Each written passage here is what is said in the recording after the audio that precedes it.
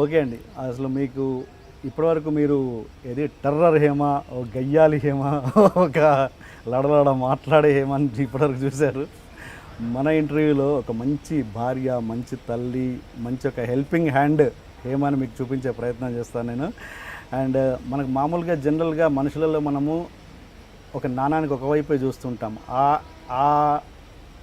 ఆ వైపు ఒకవేళ నెగిటివ్గా ఉంటే కనుక ఇంకా నెగిటివ్ యాంగిల్లోనే మనము ఆ వ్యక్తుల్ని చూస్తూ ఉంటాము, ఇంకో వైపు చూసే ప్రయత్నం కూడా చేయము.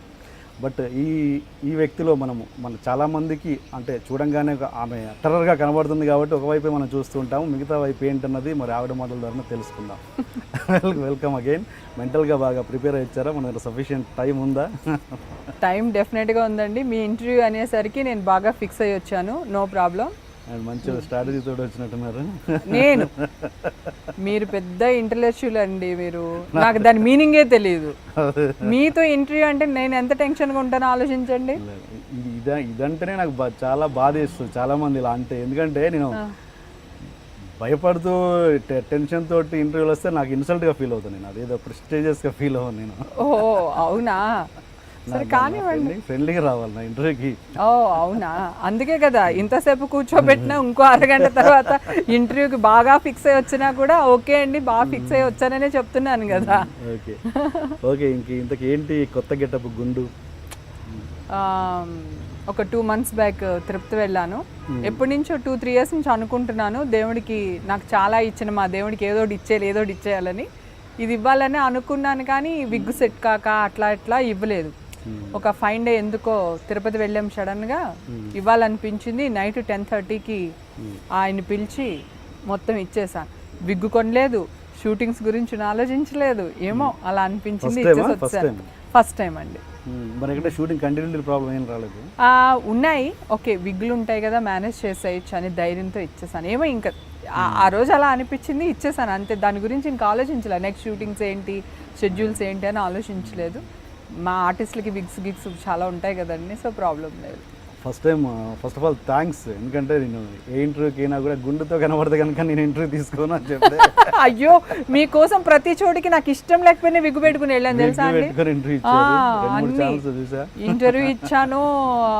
మన వినయ్ విజయ్ రామ నాకు అంత పెద్ద ఆడియో ఫంక్షన్ కూడా నేను విగ్ పెట్టుకుని వెళ్ళాను. అసలు ఆ ఫంక్షన్లో కనుక విగ్ లేకుండా వెళ్తే ఏ డైరెక్టర్ అన్న నన్ను చూసి కనెక్ట్ అయితే ఒక మంచి ఛాన్స్ మిస్ అయ్యింది కదా, అయినా కూడా వెళ్ళాను, మీకు మాట ఇచ్చాను. సో భర్తీ ఇక్కడ తీరిపోదులేండి. Yeah thank you. డెఫినెట్గా నాకు చూసినప్పుడు ఏమనిపిస్తుంది అంటే మీకు ఒక మంచి police officer, strict police officer, ఒక నెగటివ్, ఒక సిన్సియర్ పోలీస్ ఆఫీసర్, అలాంటి కామెడీ ఇవన్నీ కాకుండా ఉంటే బాగుంటుందేమో అనిపించింది నాకైతే. ఎగ్జాక్ట్లీ అండి, నాకు కూడా ఎప్పటి నుంచో కోరిక పోలీస్ ఆఫీసర్గా ఒక మంచి క్యారెక్టర్ చేయాలని. సో మన ఇంటర్వ్యూ చూసిన తర్వాత మా డైరెక్టర్లు ఎవరికైనా కొంచెం అలా అనిపిస్తే సక్సెస్ అయిపోయినట్టే. ఫస్ట్ ఆఫ్ ఆల్ మర్చిపోయినా, happy married life. Oh thank you so much అండి. నేను ఇదంతా ఏంటి జాన్ గారిని కూడా పిలిచాను, చాలా కష్టపడ్డాను, ప్రయత్నం చేశాను, కానీ పాపం ఆయన కొంచెం మొహాట్ వస్తుందండి చాలా. అసలు ఇది వరకు మొగుడు పెళ్ళమ్స్ షోస్ అట్లా వచ్చినాయి కదా, భరద్వాజ గారు కూడా ఫోన్ చేసి అడిగారు, జాన్ నా కోసం రా జాన్ అని. అన్నయ్య ప్లీజ్ అన్నయ్య నేను రాలేను అన్నయ్య అని మొహమాటం అనమాట. నాకు వస్తారని కొంచెం 50% మాట ఇచ్చారు, బట్ ఫైనల్గా ఫోన్ కట్ చేశారు జాన్ గారు. పాపం మీరు ఇలా అన్నారంటే ఇంకా టెన్షన్ పడిపోతారు. రానని చెప్పొచ్చు కదండి, ఫోన్ కట్ చేస్తే ఎట్లా నన్ను ఇన్సల్ట్ చేసినట్టు కదా మీరు. అయ్యయ్యో. లేదండి, అంటే మీ మీద భయంతో వచ్చిన గౌరవంతో వచ్చిన ఏదో అంటారు కదా, దానివల్ల ఆయన ఎత్తుండరు, ఇంకెలా చెప్పాలో తెలియక అంతే తప్ప. సరే మీకు కూడా హ్యాపీ మ్యారీడ్ లైఫ్ అండి. ఓకే అండ్ ఇంతకు నా చేపల పులుసు తెచ్చారా లేదా? తెచ్చానండి డెఫినెట్గా. ఒకసారి నాకు కొంచెం అది ఇచ్చారు, ఆ గిన్నె ఇచ్చేయండి. ఇక్కడ చేపల పులుసు చాలా చాలా బాగా చేస్తారండి, అందుకని నేను పర్టికులర్గా అడిగాను. ఇంటర్వ్యూకి వచ్చే ముందు నాకు మామూలుగా ఆవిడ మ్యారేజ్ గిన్నె ఉంది చూడండి, గిన్నె ఉంది అక్కడ, ఎక్కడ పెట్టారు ఆ కవర్ తీయండి. Yes thank you so much.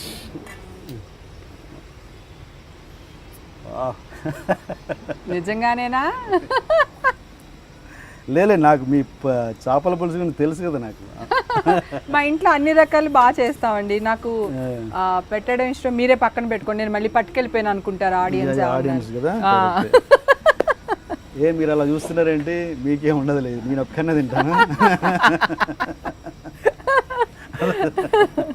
అదే బాబు, అదే అది నా భయం. ఆయనకి దాచిపెట్టుకుంటున్నాడు.